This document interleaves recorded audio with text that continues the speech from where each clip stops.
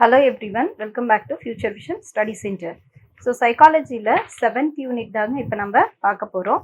7th unit வந்து educational evaluation அப்படின்றது தான் அதோடைய டாபிக். ஓகேங்களா?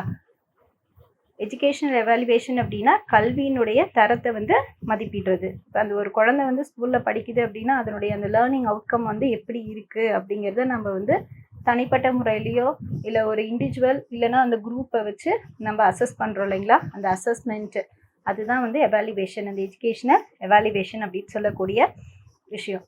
இதில் என்னென்ன டாபிக்ஸ் இருக்குதுன்னு ஃபஸ்ட்டு பார்க்கலாம், அதுக்கப்புறம் ஒவ்வொரு டாப்பிக்கை எலாபரேட்டாக பார்க்கலாம். டெஸ்ட்டு, மெஷர்மெண்ட், அசஸ்மெண்ட், எவாலுவேஷன், தேர்வு, அளவிடல், மதிப்பீடு மற்றும் மதிப்பீடு. பிரின்சிபல்ஸ் ஆஃப் எவாலுவேஷன், அதாவது அசஸ்மெண்ட்டுக்கு எவாலுவேஷனுக்கு என்ன வித்தியாசம் அப்படின்னு பார்த்தீங்கன்னா, அசஸ்மெண்ட் அப்படிங்கிறது தனிப்பட்ட ஒரு இண்டிவிஜுவலை வந்து நம்ம வந்து என்ன பண்ணுறோம் அப்படின்னா அந்த குழந்தைய வந்துட்டு மதிப்பீடு செய்கிறோம். அந்த குழந்தையோட வீக்னஸ் என்ன, ஸ்ட்ரென்த் என்ன, எங்கே லேக் ஆகுறாங்க, எப்படி அட்டென்ஷன் டீவியேஷன் ஆகுது. அதே மாதிரி நம்ம வந்து இதுக்கு முன்னாடி 4th யூனிட் 5th யூனிட்டில் பார்க்கும்போதெல்லாம் பார்த்தீங்க அப்படின்னா அந்த குழந்தைங்களுடைய அந்த லேர்னிங் ப்ராசஸை வந்து அசஸ் பண்ணுறதுக்காக அந்த கர்வ்ஸ் நம்ம பார்த்தோம், லேர்னிங் கர்வ்ஸ் இல்லைங்களா. அதில் வந்து அந்த பிளாட்டின்னு சொல்லக்கூடியது வந்து கான்ஸ்டண்ட்டாக அந்த குழந்தைகிட்ட எந்த ப்ராக்ரஸும் இருக்காது. அப்படியே அந்த குழந்தையோடைய அந்த ஸ்டடீஸ் வந்து பார்த்திங்கன்னா ஒரு ஸ்டாக்னேஷனோட இருக்கும். அந்த மாதிரி அந்த குழந்தையா இருக்கும்போது அந்த குழந்தைக்கு என்ன பிரச்சனை அப்படிங்கிறத நம்ம வந்து தனிப்பட்ட முறையில் வந்து கண்டுபிடிச்சி அதுக்கான தீர்வு கொடுக்கறது அசஸ்மெண்ட்டு. எவாலுவேஷன் அப்படிங்கிறது ஆன் த ஹோலாக அந்த கிளாஸில் அந்த குழந்தைங்க எல்லாருக்கும் வந்துட்டு டெஸ்ட் கண்டக்ட் பண்ணுறது. அதுக்கப்புறமா வந்துட்டு பார்த்திங்கன்னா அந்த மெஷர்மெண்ட்டு, ஏற்கனவே எழுதின டெஸ்ட்டோட மார்க்ஸு, நம்ம தனிப்பட்ட முறையில் பண்ண அசஸ்மெண்ட்டு, இதையெல்லாம் வச்சு ஒரு வேல்யூவான ஜட்ஜ்மெண்ட்டை கொடுக்கறதாங்க வந்துட்டு எவாலுவேஷன் சொல்கிறது. ஓகேங்களா. அதுக்கு அடுத்தது வந்து பிரின்சிபல்ஸ் ஆஃப் எவாலுவேஷன், மதிப்பீட்டின் கொள்கைகள், characteristics of a good test, ஒரு நல்ல தேர்வின் பண்புகள், டைப்ஸ் ஆஃப் எவாலுவேஷன், மதிப்பீட்டின் வகைகள், scholastic and non scholastic evaluation, கல்வி மற்றும் அக்கல்வி மதிப்பீடு, அச்சீவ்மெண்ட் டெஸ்ட், சாதனை சோதனை, டயக்னாஸ்டிக் டெஸ்ட், கண்டறியும் சோதனை, ப்ரோக்னாஸ்டிக் டெஸ்ட், முன்னறிவிப்பு சோதனை, continuous and comprehensive evaluation, in short we said it as CCE, தொடர்ச்சியான மற்றும் முழுமையான மதிப்பீடு, ஸ்டாண்டர்டைசேஷன் ஆஃப் அச்சீவ்மெண்ட் டெஸ்ட், சாதனை தேர்வின் தரமயமாக்கல், டேபிள் ஆஃப் வெயிட்டேஜஸ், எடைகளின் அட்டவணை, ப்ளூ பிரிண்ட், விடைத்தாள் வரைபடம், ப்ரிப்பரேஷன் ஆஃப் கொஸ்டின் பேப்பர், வினாத்தாளின் தயாரிப்பு, ஸ்கோரிங் கீ, மதிப்பீட்டு முக்கியத்துவத்தாள், ஐட்டம் அனாலிசிஸ், வினா பகுப்பாய்வு, ரிலையபிலிட்டி, நம்பகத்தன்மை, டூல்ஸ் ஃபார் அசஸ்மெண்ட், மதிப்பீடு செய்வதற்கான கருவிகள், அப்சர்வேஷன், கண்காணிப்பு, இன்டர்வியூ, நேர்முக தேர்வு, புரோட்டோஃபோலியோ, பணி புத்தகம். இது வந்து கொஞ்சம் முக்கியமான டாபிக் இதில். ஓகேங்களா. இந்த யூனிட்டில் வந்து இந்த புரோட்டோஃபோலியோவும் அடுத்து வரக்கூடிய இந்த ரூபிரெக்ஸ் அப்படின்னு சொல்லக்கூடிய இந்த 2 டாப்பிக்கும் கொஞ்சம் இம்பார்ட்டன்ட்ங்க. வேர்ட்ஸே வந்து பார்த்தீங்க அப்படின்னா நம்மளுக்கு புதுசாக இருக்க மாதிரி இருக்கும். ஓகேங்களா. தென் பியர் ரெவ்யூங்கிறது இணை மதிப்பாய்வு, செக்லிஸ்ட், சரிபார்ப்பு பட்டியல், ரேட்டிங் ஸ்கேல், மதிப்பீட்டு அளவுகோல்.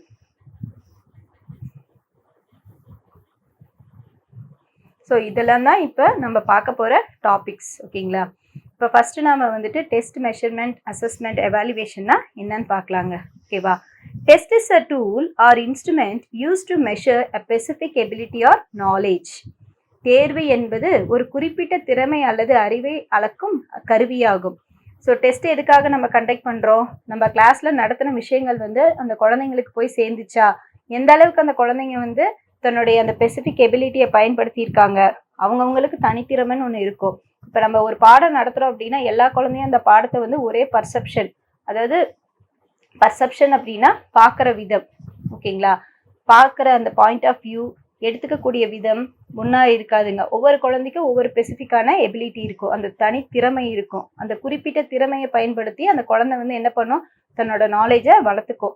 அதை டெஸ்ட் பண்ணுறதுக்கு நம்ம பயன்படுத்துகிற ஒரு டூல் தான் இந்த டெஸ்ட் அப்படின்னு சொல்லக்கூடிய ஒரு கருவி, அதை அளக்கும் கருவியாகும். தேர்வு என்பது ஒரு குழந்தையோடைய திறமை அல்லது அறிவை வந்து அளக்கிறதுக்கு உதவுற ஒரு கருவின்னு சொல்கிறாங்க. ஓகேங்களா. Measurement refers to the process of assigning numbers to performance or attributes according to certain rules. Measurement அப்படிங்கிறது ஒரு process of assigning numbers அல்லது அளவீடல் என்பது மாணவர்களின் செயல்திறனை எண்களால் அளவீடும் செயற்பாடாகும். பேப்பர் நம்ம கரெக்ஷன் பண்ணும்போது என்ன பண்ணுறோம், மார்க்ஸ் ப்ரொவைட் பண்ணுறோம். அந்த மார்க்ஸ் அசைன் பண்ணுறது ஒரு சர்டைன் ரூல்ஸ் வந்து ஃபாலோ பண்ணுறோம் இல்லைங்களா. ஃபார் எக்ஸாம்பிள், இப்போ கிராமட்டிக்கல் மிஸ்டேக் இருக்குது, ஸ்பெல்லிங் மிஸ்டேக் இருக்குன்னா 5 மார்க் கொடுக்குற இடத்துல 3 மார்க் கொடுக்குறோம். சென்டென்ஸ் ஃபார்மேஷன் கரெக்டாக இல்லை அப்படின்னா 2.5 மார்க். அப்போ அந்த க்ரைட்டீரியா அதுக்குன்னு ஒரு செர்டைன் ரூல்ஸ் நம்ம ஃபாலோ பண்ணுறோம் இல்லையா. அப்போ அந்த க்ரைட்டீரியா அந்த செர்டைன் ரூல்ஸை ஃபாலோ பண்ணி அதுக்கு தகுந்த மாதிரி அந்த குழந்தையோடைய அந்த திறமையை அவங்களுடைய அந்த பர்ஃபார்மன்ஸை வந்து நம்ம எண்களால் மதிப்பிடுறது தான் அந்த அளவீட்டுக்கு பேர் மெஷர்மெண்ட் அப்படின்னு சொல்கிறாங்க. மேபி இது கொஷின்ஸாக வரதுக்கு கூட வாய்ப்பு இருக்குங்க. ஓகேங்களா. அதாவது மெஷர்மெண்ட்னா என்ன, டெஸ்ட்னா என்ன அப்படின்ற டெஃபினேஷனை கொடுத்துட்டு இது எதோட definition, the process of assigning numbers to performance or attributes according to certain rules அப்படின்னா டெஸ்ட்டா, அசைன்மெண்ட்டா, அசஸ்மெண்ட்டா, இல்லை எவாலுவேஷனா அப்படின்னு ஆப்ஷன்ஸ் வரலாம். அடுத்து இதுலேயே ரொம்ப முக்கியமான டாபிக் அப்படின்னா அசஸ்மெண்ட். ஓகேங்களா. Assessment is a broader process that includes gathering, interpreting and using information for learning. So நான் ஃபஸ்ட்டே சொன்னேன், அசஸ்மெண்ட் அப்படின்னா தனிப்பட்ட முறையில் ஒரு குழந்தைய வந்து நம்ம என்ன பண்ணுறோம் அப்படின்னா தகவல்களை சேகரிக்கிறோம், அந்த குழந்தைய பற்றின தகவல் திரட்டுறது. ஓகேங்களா. மதிப்பீடு என்பது தகவல்களை திரட்டி பகுப்பாய்வு செய்வது மற்றும் கற்றலுக்காக பயன்படுத்தும் ஒரு பரந்த செயல்முறையாகும். அதுதான் ப்ராடர் ப்ராசஸ். ஓகேங்களா. இதில் வந்து அந்த குழந்தை கிளாஸில் படிக்கிறதை வச்சு, டெஸ்ட் எழுதுறதை வச்சு மட்டும் நாம் வந்து அந்த குழந்தைய வந்து அசஸ் பண்ணுறது கிடையாதுங்க. அந்த குழந்தைய வந்து ஜட்ஜ் பண்ணுறது கிடையாது. அந்த குழந்தையுடைய தகவல்கள் எல்லாத்தையுமே நம்ம திரட்டுறோம். சரிங்களா.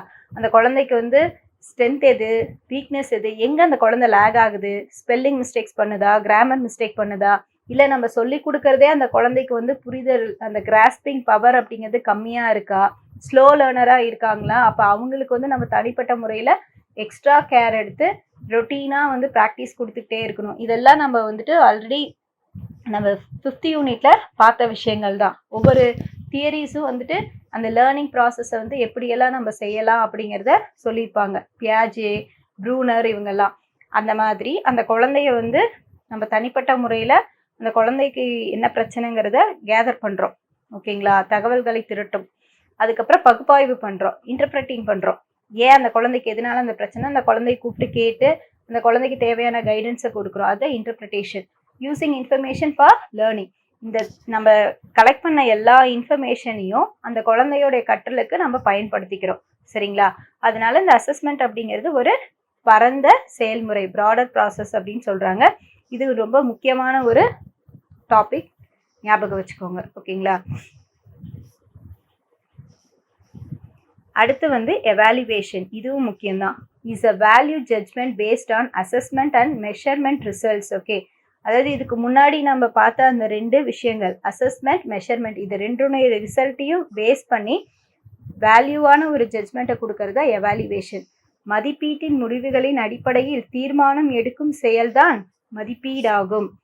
ஏற்கனவே நம்ம வந்து டெஸ்ட் கண்டக்ட் பண்ணியிருக்கோம், அதுக்கு ஸ்கோரிங் கொடுத்துருக்கோம் நியூமரிக்கலாக. அதுக்கப்புறம் தனிப்பட்ட முறையில் அந்த குழந்தைய பற்றின விஷயங்களை எல்லாம் கேதர் பண்ணி அதை இன்டர்பிரேட் பண்ணி பகுப்பாய்ஞ்சு அதை பயன்படுத்தி அந்த குழந்தைய வந்து கற்றலுக்காக தயார்படுத்துகிறோம். இதை எல்லாத்தையும் அடிப்படையாக கொண்டு ஒரு வேல்யூவான ஜட்ஜ்மெண்ட்டை கொண்டு வரது தான் எவாலுவேஷன். மதிப்பீடின் முடிவுகளின் அடிப்படையில் தீர்மானம் எடுக்கும் செயல்தான் மதிப்பீடாகும் அப்படின்னு சொல்கிறாங்க. புரியுதுங்களா. அடுத்தது இந்த டெஸ்ட்டில் பார்த்தீங்க அப்படின்னா நம்ம வந்துட்டு 2 விதமான டெஸ்ட்டு நம்ம சொல்லலாங்க. ஓகே. ஒன்று வந்து அப்ஜெக்டிவ் டைப்பு, இன்னொன்று வந்து பார்த்தீங்க அப்படின்னா subjective type. Objective type test அப்படிங்கிறது பார்த்தீங்கன்னா நம்ம வந்து 4 ஆன்சர் ஆப்ஷன்ஸ் வந்து நாமளே க்ரியேட் பண்ணி கொடுத்துருப்போம். அதில் அந்த குழந்தை வந்து ஏதாவது ஒன்றை செலக்ட் பண்ணி என்ன பண்ணுங்க, ஆன்சர் பண்ணோம் அந்த கொஷினுக்கு. ஓகேங்களா. அதுவே சப்ஜெக்டிவ் அப்படிங்கும்போது அது ஓப்பன் எண்டட். அப்ஜெக்டிவ் டைப் டெஸ்ட்டுங்கிறது க்ளோஸ் எண்டட் டெஸ்ட்டு. ஓகேங்களா. சப்ஜெக்டிவ் டைப் அப்படிங்கிறது ஓப்பன் எண்டட் டெஸ்ட்டு. இந்த ஓப்பன் எண்டட் டெஸ்ட்டில் வந்து ஸ்டூடெண்ட் அவங்க என்ன நினைக்கிறாங்க, என்ன திங்க் பண்ணுறாங்களோ அவங்களுடைய அந்த நாலேஜை பயன்படுத்தி அவங்க கொடுக்கறது தான் ஆன்சர். ஓகே. வேறு என்ன இதோடைய கீ ஃபீச்சர்ஸ் அப்படின்னு பார்த்தீங்கன்னா, இந்த டெஸ்ட்டை பயன்படுத்தி நம்ம என்ன பண்ணலாம், அந்த குழந்தையோட ரெஸ்பான்ஸ் எப்படி இருக்குது, அந்த டூயிங் டாஸ்க்கு, ஒரு எக்ஸ்பெரிமெண்ட் ப்ராஜெக்ட் இந்த மாதிரிலாம் கொடுத்து டிஃப்ரெண்ட் ஃபார்மேட்ஸில் செய்ய வைக்கலாம். அப்புறம் டெஸ்ட்டில் வந்து 2 டைப் இருக்குங்க. ஃபஸ்ட்டு வந்து பார்த்தீங்கன்னா ஸ்டாண்டர்டைஸ்டு டெஸ்ட்டு. ஓகேங்களா, ஸ்டாண்டர்டைஸ்டு அப்படின்னா தரமான அந்த டெஸ்ட்டு மதிப்பீடு. அதை நம்ம எப்படி பண்ணுவோம், கொஷின் பேப்பர் செட் பண்ணுவோம், எல்லாருக்கும் வந்து ஈவனான அதே கொஷின் பேப்பர் தான். அந்த கொஷின் பேப்பர் வந்து ஒரு சில ஸ்டெப்ஸு ரூல்ஸ் எல்லாம் பயன்படுத்தி நம்ம ப்ரிப்பேர் பண்ணியிருப்போம். அப்புறம் அந்த ஸ்கோர்ஸை வந்து நம்ம என்ன பண்ணுவோம் அப்படின்னா கம்பேர் பண்ணி பார்ப்போம். அதுதான் standardized test. Non standardized test அப்படின்னா made by teachers for their own class. இப்போ நம்ம கிளாஸ் எடுத்துகிட்டு இருக்கும்போது பார்த்தீங்கன்னா 40 மினிட்ஸ் டியூரேஷனில் வந்து ஒரு ½ அன் ஹவர் கிளாஸ் எடுத்துகிட்டு ரிமைனிங் 10 மினிட்ஸ் வந்து ஓரல் டெஸ்ட்டோ இல்லை நம்ம வந்து நடத்தின அந்த டாப்பிக்லேருந்து ஒரு சின்ன ஒரு டிக்டேஷன் இல்லைனா ஏதாவது ஒரு ரிட்டன் டெஸ்ட்டு க்ளூஸ் மாதிரி கொடுத்து அந்த குழந்தை எழுத வைக்கிறது, இந்த மாதிரி ஜென்ரலாக நம்ம கண்டக்ட் பண்ணக்கூடியது தான் நான் ஸ்டாண்டர்டைஸ்டு டெஸ்ட்டு. இது எப்படி இருக்கும், ரொம்ப சிம்பிளாக இருக்கும், ஃப்ளெக்சிபிளாக இருக்கும். எல்லாருக்கும் ஒரே மாதிரி இருக்குமா அப்படின்னா கிடையாது. இப்போ ஒரு குழந்தைக்கு ஒரு கொஷின் கேட்டால் இன்னொரு குழந்தைக்கு வேறு கொஷின் தான் நம்ம கேட்போம் இல்லைங்களா. அதனால அது நான் ஸ்டாண்டர்டைஸ்டு டெஸ்ட்டுன்னு சொல்கிறாங்க. ஓகேங்களா. தென் கேரக்டரிஸ்டிக்ஸ் ஆஃப் டெஸ்ட் அப்படின்னு எடுத்துக்கிட்டால் அப்ஜெக்டிவிட்டி, ரிலையபிலிட்டி, வேலிடிட்டி அப்படின்னு சொல்லி 3 கேரக்டரிஸ்டிக்ஸ் இருக்குங்க டெஸ்ட்டுக்கு. சரிங்களா. அதில் அப்ஜெக்டிவிட்டி அப்படிங்கிறது என்ன அப்படின்னு பார்த்தீங்கன்னா நம்ம வந்து ஃப்ரீடம் ஃப்ரம் பர்சனல் பயஸ், அதாவது எந்த வித தனிப்பட்ட முறையில் வந்து பார்ஷியாலிட்டியும் பாகுபாடும் இல்லாமல் சுதந்திரமாக அந்த குழந்தை வந்து டெஸ்ட் எழுதுறது அப்ஜெக்டிவிட்டி. ஓகே. அதுக்கு அடுத்தது வந்து ரிலையபிலிட்டி அப்படின்னா கன்சிஸ்டன்சி, ஒரு நிலையாக ஸ்டெபிலிட்டியாக இருக்கணும். அந்த டைமு, அந்த டெஸ்டர்ஸ் எல்லாருமே எப்படி இருப்பாங்கன்னா நிலையாக இருக்காங்களா அப்படின்னு சொல்லிட்டு டெஸ்ட் பண்ணுறதுக்காக தான் கண்டக்ட் பண்ணுறது அந்த டெஸ்ட்டுங்கிறது. அது வந்து டெஸ்ட்டோட கேரக்டரிஸ்டிக்ஸில் ஒன்று. அப்ஜெக்டிவிட்டி அப்படிங்கிறது எதை ஃபோக்கஸ் பண்ணுதுன்னா ஸ்கோரிங் ஃபேர்னஸ். அந்த குழந்தை எல்லா ஸ்கோரர்ஸுமே மார்க்ஸ் வந்து அந்த சேம் ஆன்சர்ஸ் தான், ஆனால் ஸ்கோரிங் வந்து என்ன ஆகுது, டிஃபர் ஆகுது இல்லையா. ஏன் அப்படின்னா அந்த குழந்தை தனிப்பட்ட முறையில் தனக்கு என்ன தெரியுதோ அதை தான் எழுதுது. ஆன்சர் எல்லாம் ஒன்றே தான், கொஷினும் ஒன்றே தான், ஆனால் அந்த குழந்தை தனக்கு என்ன புரிஞ்சிருக்கோ அதை தான் என்ன பண்ணுங்க, அந்த ஆன்சரை எழுதும். ஓகே. அப்போ அது அப்ஜெக்டிவிட்டியில் வந்து ஸ்கோரிங் ஃபேர்னஸ் தான் மேக்ஸிமம் ஃபோக்கஸிங் ஏரியாவாக இருக்குதுன்னு சொல்கிறாங்க. அதுக்கப்புறம் ரிலையபிலிட்டி அப்படிங்கிறது வந்து கன்சிஸ்டன்சி பேஸில் இருக்குது. ஸ்டெபிலிட்டி, டைமு, அந்த டெஸ்டர்ஸ் கரெக்டாக அந்த டைமுக்குள்ளார எல்லா கொஷின்ஸையும் அந்த குழந்தைங்க வந்து எழுதுறாங்களா, எல்லாமே வந்து அட்டம் பண்ணுறாங்களா அப்படின்றது தான் மெயின் கான்செப்ட். தென் வேலிடிட்டினா அக்யூரேசி இருக்கணும். இப்போ மேக்ஸ் டெஸ்ட் கண்டக்ட் பண்ணுறாங்கன்னா அந்த மேத்ஸ் ஸ்கில்ஸு பயன்படுத்தியிருக்காங்களா, அந்த இடத்துல ரீடிங் ஸ்கில்ஸ் வராது.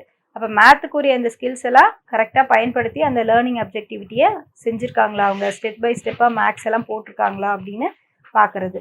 ஓகேங்களா. இதெல்லாம் வந்து டெஸ்ட்டுடைய கேரக்டரிஸ்டிக்ஸ் அப்படின்னு சொல்லிட்டு சொல்லியிருக்காங்க. அப்புறம் அந்த டைப்ஸ் ஆஃப் டெஸ்ட் வந்து பார்த்திங்கன்னா ஃபார்மேட்டிவ் டெஸ்ட்டு, சப்மிட்டிவ் டெஸ்ட்டுன்னு சொல்கிறாங்க. நான் referenced test, criterion referenced test, மொத்தம் 4 வகையாக சொல்கிறாங்க. பேஸ்ட் ஆன் பர்பஸ், நம்ம என்ன மாதிரி வந்து குழந்தைய வந்து அசஸ் பண்ணுறோம் அப்படின்னு நினைக்கிறோமோ அதுக்கு தகுந்த மாதிரி நம்ம டெஸ்ட் வந்து என்ன பண்ணலாம், கண்டக்ட் பண்ணிக்கலாங்க. ஓகேங்களா. ஃபார்மேட்டிவ் டெஸ்ட் பண்ணிக்கலாம், சம்மேட்டிவாக பண்ணிக்கலாம், இல்லை நாம் ரெஃபரன்ஸ்டு டெஸ்ட்டு அல்லது க்ரைட்டீரியன் ரெஃபரன்ஸ் டெஸ்ட்டுன்னு சொல்லிட்டு 4 டைப்ஸ் ஆஃப் டெஸ்ட் வந்து இருக்குது. ஓகேங்களா. இதெல்லாம் எக்ஸ்ட்ராவாக நோட்ஸில் இல்லாதது, ஐ மீன் இங்கே நம்மளுடைய டிஸ்பிளேல இல்லாத விஷயங்களை நான் சொல்லிகிட்ருக்கேன். இங்கே நோட் ஒன்று வச்சு தயவு செஞ்சு இதையெல்லாம் ஹிண்ட்ஸ் எடுத்துக்கோங்க. இந்த ஃபார்மேட்டிவ் டெஸ்ட் அப்படின்னா இதில் நீங்கள் ஞாபகம் வச்சுக்க வேண்டிய முக்கியமான ஒரு கீவேர்டுனா அசஸ்மெண்ட் ஃபார் லேர்னிங் அப்படிங்கிறது. சரிங்களா. ஏன் அசஸ்மெண்ட் ஃபார் லேர்னிங்கிறது கீவேர்டாக வச்சுக்கணும்னா அந்த லேர்னிங் பர்பஸ் வந்து எப்படி இருக்குங்கிறத அசஸ் பண்ணுறதுக்காக நம்ம வந்து கண்டக்ட் பண்ணுறது தான் ஃபார்மேட்டிவ் டெஸ்ட்டு. இதோட பர்பஸ் என்னென்னா ஆன்கோயிங் ஃபீட்பேக், தொடர்ந்து வந்து டீச்சரும் அந்த லேர்னரும் என்ன தனக்கு வந்து தேவை, என்ன இம்ப்ரூவ் பண்ணிக்கணும் அப்படின்றதுக்காக கண்டக்ட் பண்ணுறது. கண்டினியூஸாக இருக்கும், அதே மாதிரி டயக்னாஸ்டிக்காக இருக்கும், ஃபைண்ட் அவுட் பண்ணுறது அந்த ஸ்ட்ரென்த்து வீக்னஸ்ஸு, அந்த கான்செப்டை வந்து அந்த குழந்தை எப்படி வந்து புரிஞ்சிருக்கு, இயற்கையாக அந்த குழந்தை வந்து என்ன மாதிரியான விஷயங்களுக்கு வந்து கான்சன்ட்ரேஷன் கொடுக்குது, இம்பார்ட்டன்ஸ் கொடுக்குதுங்கிறதெல்லாம் கண்டுபிடிக்கிறது. ஓகேங்களா. ஸோ குவிஸ்ஸு, கிளாஸில் டிஸ்கஸ் பண்ணுறது, ஷார்ட் அசைன்மெண்ட்ஸ் கொடுக்கறது, கான்செப்ட் மேப்ஸு, இதெல்லாம் தான் ஃபார்மேட்டிவ் டெஸ்ட்டுக்கான எக்ஸாம்பிள்ஸ். ஓகேங்களா. சம்மேட்டிவ் டெஸ்ட் அப்படின்னு பார்த்தீங்கன்னா படித்து முடித்ததுக்கப்புறமா கண்டக்ட் பண்ணுறது தான் summative. Assessment of learning, assessment for லேர்னிங்கிறது பார்த்தீங்கன்னா அந்த குழந்தை வந்து கற்றுக்கிறதுக்காக செய்யக்கூடிய டெஸ்ட்டு. கற்றுக்கிறதுக்கு முன்னாடியே அந்த குழந்தை என்ன பண்ணுது, ஒரு சில வேலையெல்லாம் செய்யுது. சரிங்களா? இப்போ ஃபார் எக்ஸாம்பிள் நான் ஜியாகிரஃபியில் நாளைக்கு வந்து டைப்ஸ் ஆஃப் ராக்ஸ் பற்றி நான் வந்து கிளாஸ் எடுக்க போகிறேன் அப்படிங்கிறத முன்னாடியே அந்த குழந்தைங்களுக்கு சொல்லிடுறோம். அப்புறம் கிளாஸில் வந்து அதை பற்றி நம்ம டிஸ்கஸ் பண்ணுவோம். ஒரு ஷார்ட் அசைன்மெண்ட் வந்து எழுதிட்டு வர சொல்கிறது, இல்லை அது ரிலேட்டடாக கான்செப்ட் மேப்ஸ் வந்து பண்ணிட்டு வர சொல்கிறது. அப்போ அந்த குழந்தை வந்து என்ன பண்ணும், சொல்லிக் கொடுக்காத ஒரு விஷயத்த தானே சேகரித்து அதுக்கான தகவலை திரட்டி ஒரு கான்செப்டை உருவாக்கிட்டு வரும். அதுதான் அசஸ்மெண்ட் ஃபார் லேர்னிங்கிற அந்த ஃபார்மேட்டிவ் டெஸ்ட்டு. சம்மேட்டிவ் டெஸ்ட்டுங்கிறது கிளாஸில் நம்ம எல்லாமே சொல்லி முடிச்சிடறோம். அந்த எண்ட் ஆஃப் த யூனிட்லேயோ அல்ல அந்த டேர்மோட லாஸ்ட்லேயோ வந்து பார்த்தீங்க அப்படின்னா அதை அசஸ் பண்ணுறதுக்காக சொல்லி கொடுத்தது எந்த அளவுக்கு அந்த குழந்தைக்கு போய் ரீச் ஆயிருக்கு அப்படின்னு கண்டக்ட் பண்ணுறது தான் சம்மேட்டிவ். இது நல்லா ஞாபகம் வச்சுக்கோங்க. அசஸ்மெண்ட் இப்படி தான் கொஷின்ஸ் வந்து நம்மளுக்கு ட்ரிகராக கேட்பாங்க. அசஸ்மெண்ட் ஆஃப் லேர்னிங் அப்படிங்கிறது வந்து பார்த்தீங்க அப்படின்னா சம்மேட்டிவ் டெஸ்ட்டு. ஓகேங்களா? அசஸ்மெண்ட் ஃபார் லேர்னிங் அப்படிங்கிறது ஃபார்மேட்டிவ் டெஸ்ட்டு. இது ரொம்ப முக்கியமான ஒரு கான்செப்ட், நல்லா ஞாபகம் வச்சுக்கோங்க. ஓகே, இதோட பர்பஸ் என்னென்னா எஃபெக்டிவ்னஸாக இன்ஸ்ட்ரக்ஷன் கொடுத்துருக்கிறது போய் சேர்ந்துருக்கா அப்படிங்கிறத கிரேட்ஸு மார்க்ஸ் வச்சு ஜட்ஜ் பண்ணுறது அந்த எஃபெக்டிவ்னஸை. அந்த ஃபைனல் ஹை டாஸ்க், அதாவது இன்னும் என்ன மாதிரி வந்து எவாலுவேட்டிவ் அந்த நேச்சரை வந்து நம்ம இம்ப்ரூவ் பண்ணுறது. ரொம்ப இம்பார்ட்டண்ட்டாக பார்த்திங்கன்னா போர்டு எக்ஸாம், காம்படேட்டிவ் எக்ஸாம்ஸ்லாம் நம்ம எழுதுகிறோம்ல, அதுதான் இந்த சம்மேட்டிவ் டெஸ்ட்டுன்னு சொல்கிறது. ஓகேங்களா?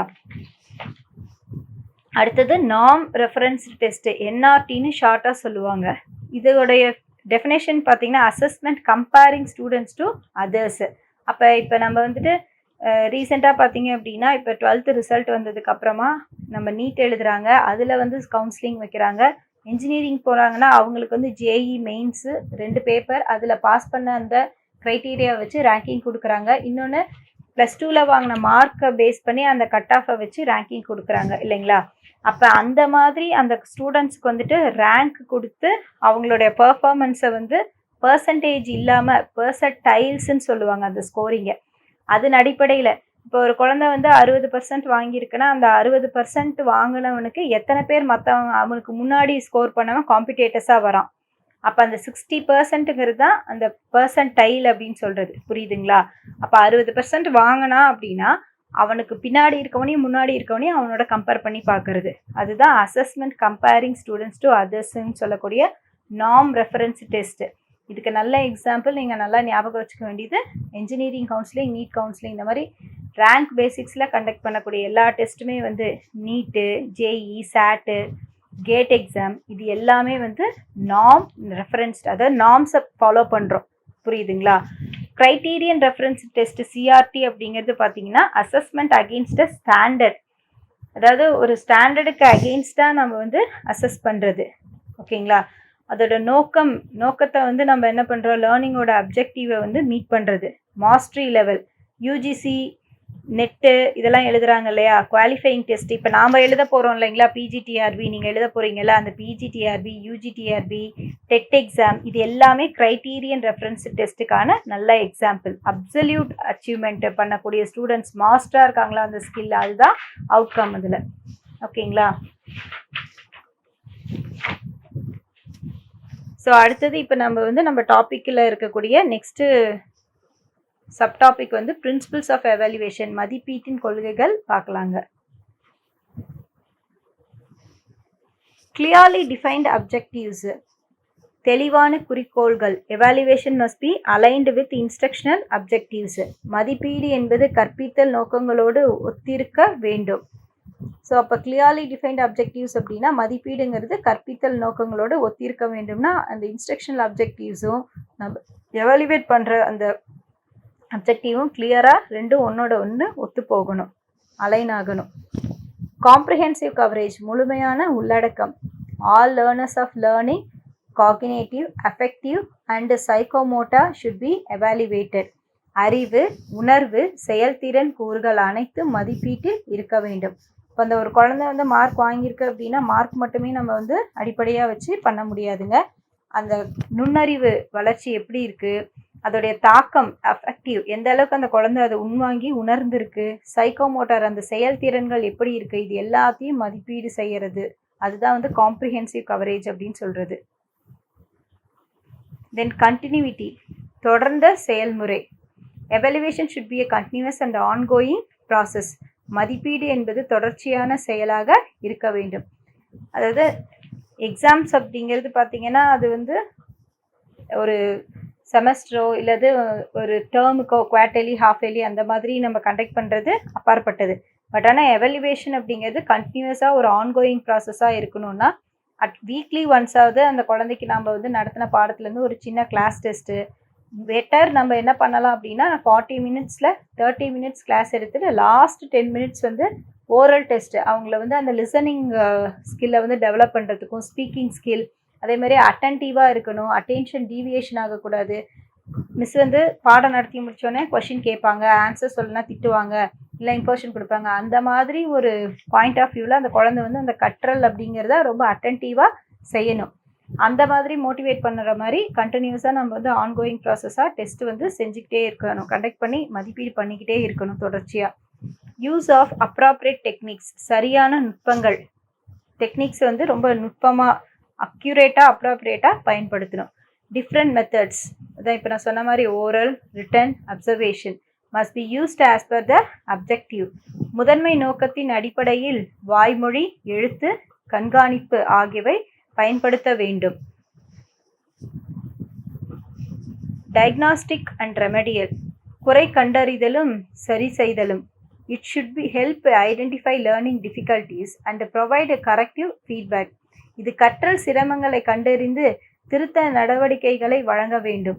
ஸோ இப்போ நம்ம டெஸ்ட்டு கண்டக்ட் பண்ணுறோம் அப்படின்னா அந்த டெஸ்ட்டு எழுதி முடித்தோடனே கட்டாயம் அந்த பேப்பரை கரெக்ஷன் பண்ணும்போது அந்த குழந்தை எந்த இடத்துல லேக் ஆகுது, எந்த பார்ட்டில் வந்து ரொம்பவே வந்துட்டு அவனுக்கு இன்னும் வந்து இம்ப்ரூவ்மெண்ட் தேவை, அவனை எப்படியெல்லாம் கைட் பண்ணணும் அப்படின்ட்டு ஒரு நம்ம என்ன பண்ணுவோம் அப்படின்னா ஒரு அசஸ்மெண்ட்டுக்கு வந்துடுவோம் இல்லைங்களா.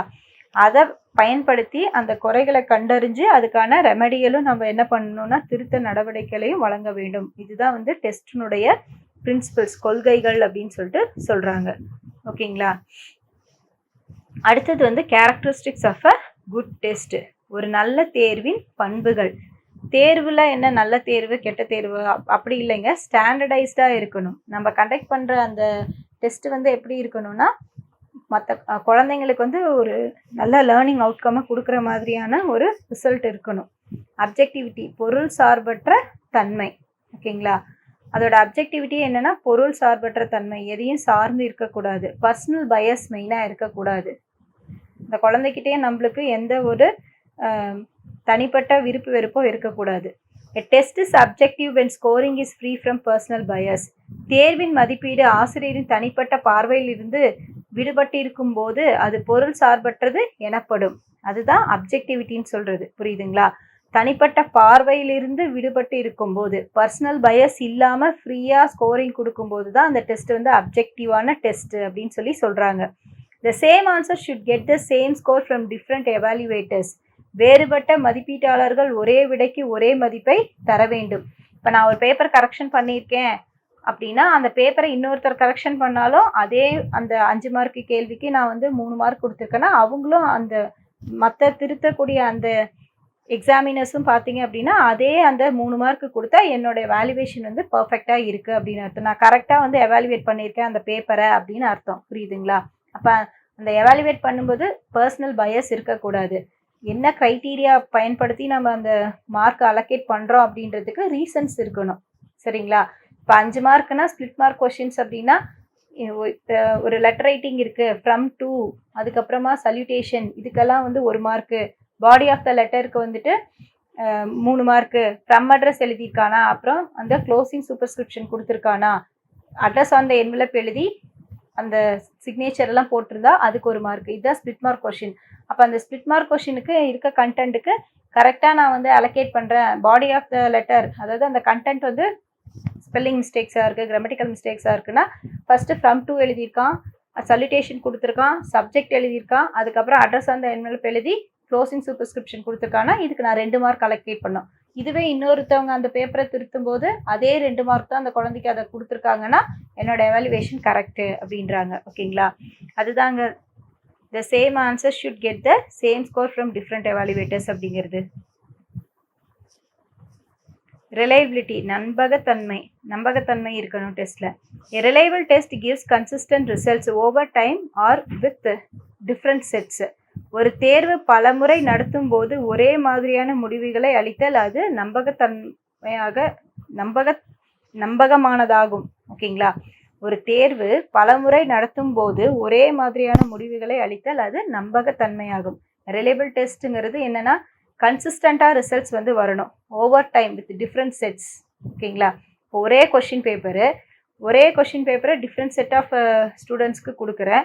அந்த different set of question papers அந்த டிஃப்ரெண்ட் செட் ஆஃப் ஸ்டூடெண்ட்ஸ் அந்த கொஷின் பேப்பரை எழுதும் போதும் ஒரே மாதிரி தான் முடிவு வருது அப்படின்னா அது வந்து ரிலையபிளான டெஸ்ட்டு, ஒரு நம்பகத்தன்மையான டெஸ்ட்டு. புரியுதுங்களா?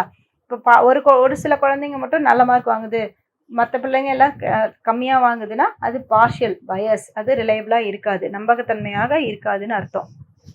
ஒரு கிளாஸில் இப்போ 30 பேர் இருக்காங்கன்னா ஸ்லோ லேர்னர்ஸ் இருப்பாங்க, அதுக்கப்புறம் ஆவரேஜ் இருப்பாங்க, பிலோ ஆவரேஜ், பிரைட் ஸ்டூடெண்ட்ஸ், இந்த மாதிரி எல்லா க்ரைட்டீரியாவும் இருப்பாங்க. அப்போ ஏ கிளாஸ் பி கிளாஸ் ரெண்டுக்குமே ஒரு கொஷின் பேப்பர் கொடுக்குறோம். 2 கிளாஸ் பிள்ளைங்களும் ஒரே மாதிரி மார்க் வாங்கியிருக்காங்க, ஆவரேஜில் இருக்கவங்க, பிரைட் ஸ்டூடெண்ட்ஸு, பிலோ ஆவரேஜில் இருக்கவங்க எல்லாரும் ஒரே மாதிரி மார்க் வாங்கியிருக்காங்க அப்படின்னா அந்த டெஸ்ட் வந்து ரிலையபிளான டெஸ்ட். ஓகேங்களா? Test, retest, parallel forms and split half methods are use to check reliability. மீள்தேர்வு, இணை வடிவம் மற்றும் பிளவு முறைகள் நம்பகத்தன்மையை பரிசோதிக்க பயன்படுகின்றன. டெஸ்ட்டு கண்டக்ட் பண்ணுறோம், மறுபடியும் அந்த டெஸ்ட்டை ரீடெஸ்ட் வச்சாலும் அதே கொஷின் பேப்பர் அந்த குழந்தைங்களே எழுதுகிறாங்க அப்படின்னா அதே parallel பர்ஃபார்மன்ஸ் தான் இருக்கணும். புரியுதுங்களா? Split half methods. Okay, split half methods பிளவு முறைகள் அப்படின்னா ஃபஸ்ட்டு அப்ஜெக்டிவ்ஸ் மட்டும் கண்டக்ட் பண்ணுறோம், அதுக்கப்புறம் பார்த்தீங்க அப்படின்னா 2 மார்க்ஸ் 3 மார்க்ஸ் மட்டும் கண்டக்ட் பண்ணுறோம், 5 மார்க்ஸ் மட்டும் கண்டக்ட் பண்ணுறோம். எப்படி கண்டக்ட் பண்ணாலும் அந்த டெஸ்ட்டோடைய அந்த தன்மைங்கிறது ஒரே மாதிரி தான் இருக்கும். அதுதான் வந்துட்டு அந்த ரிலையபிலிட்டி, நம்பகத்தன்மையை வந்து நம்ம என்ன பண்ணிக்கிறோம், செக் பண்ணிக்கிறோம், பரிசோதனை செஞ்சுக்கிறோம். புரியுதுங்களா?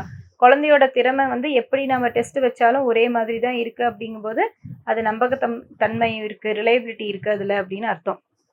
அடுத்தது வேலிடிட்டி, செல்லுபடியாகும் தன்மை. A test is valid if it measures what it is intended to measure.